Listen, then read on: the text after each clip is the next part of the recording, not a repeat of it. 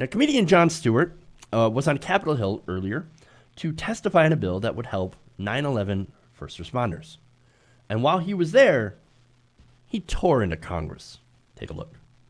Behind me, a filled room of 9/11 first responders. And in front of me, a nearly empty Congress. Sick and dying, they brought themselves down here to speak to no one. It's shameful. It's an embarrassment to the country, and it is a stain on this institution. And you should be ashamed of yourselves for those that aren't here, but you won't be.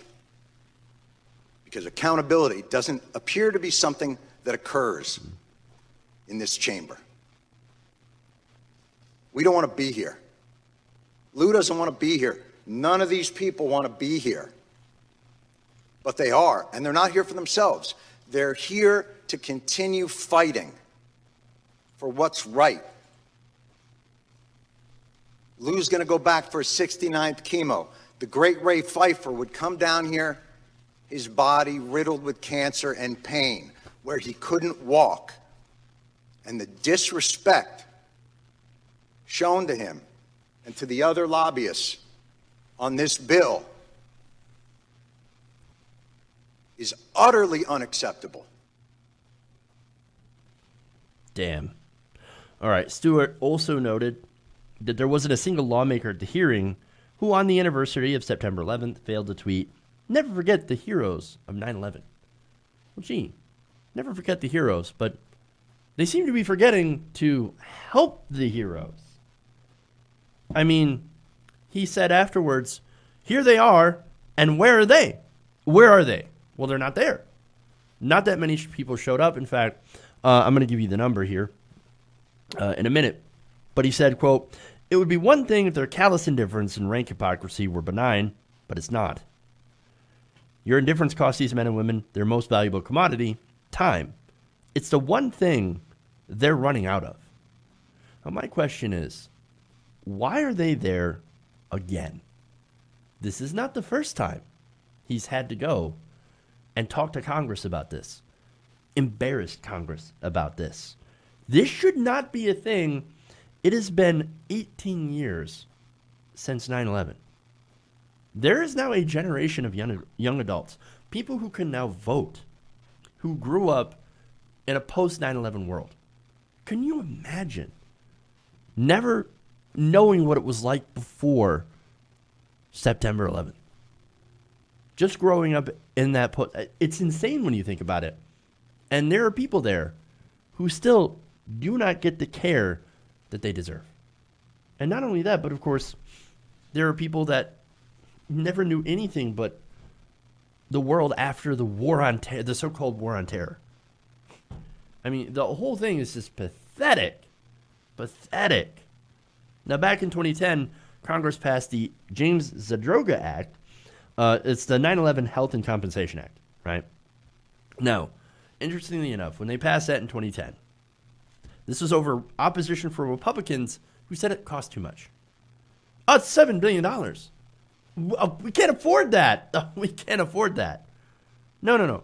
These are the same Republicans, by the way, at least the ones who are still there in Congress, because it's been a while, that passed the Bush tax cuts and Trump's tax cuts for the rich if they were still there. Republicans have never met a tax decrease they didn't like, unless it's for the middle class, to be fair. Now, that act was reauthorized in 2015 for about 90 years. That was, again, after Jon Stewart had to go embarrass them for not taking any action. But here we go. Again, a portion of the law, the Victim Compensation Fund, was only funded for 5 years to the end of 2020. Again, because of mostly Republicans. Now, the fund aimed to provide necessary financial support for the thousands who suffered serious medical issues, including a spate of cancer diagnoses after the 2001 attacks. Now, what kind of cancer diagnosis? Dr. Jacqueline Moline, chair of occupational medicine, epidemiology, and prevention at Hofstra School of Medicine, testified before the panel that currently more than 11,000 types of cancer have been reported since the attacks on 9/11, ranging from glioblastoma, an aggressive form of brain cancer, I believe that's the one that killed John McCain, to debilitating lung cancers. So that is no joke. So you can see how important it is to reauthorize that funding, because some of these people have lifetime diagnoses and complications from what they did. And yet nobody showed up. Who showed up? Who showed up? Just a little over half of the 14-member subcommittee members were present. Most of them were Democrats. I think there was maybe one Republican that was still there. I mean, it's crazy. And to be fair, of course, you had the New York delegation. And it included Jerry Nadler, Carolyn Maloney, both Democrats. One of the Republicans was GOP Representative Peter King. And look, they have introduced the Never Forget the Heroes of Act of 2019 that would reauthorize the Victim Compensation Fund. So Congress is kind of doing something, but not really. Now, that same piece of legislation has support of Chuck Schumer and Kirsten Gillibrand. But where's the rest? Where's everybody else? Where's everybody else? Especially when it comes nationally, right? Look, I don't live in New York. I'm not a New Yorker. But I care about this because this is an important issue. Now, I believe that everybody should have health care. I believe everybody. But maybe we could start with the people that literally ran into the buildings as they were burning and falling down. We could at least start there, right? And look, as for the piece of legislation, my worry is that this could get used as a political football or used as a rider to other bills. We need basically a clean bill. We need a unanimous consent to just do it already. And of course, Stewart, when he was there, asked, why is this not unanimous consent? It is beyond my comprehension why it's not. He also went up to Congress for those that consider this a New York matter. Quote, more of these men and women are going to get sick and they're going to die, and I'm awfully tired of hearing that this is a New York issue. Al-Qaeda didn't shout death to Tribeca. They attacked America. Well, it's true. And again, this is not a New York issue. It's healthcare for Americans.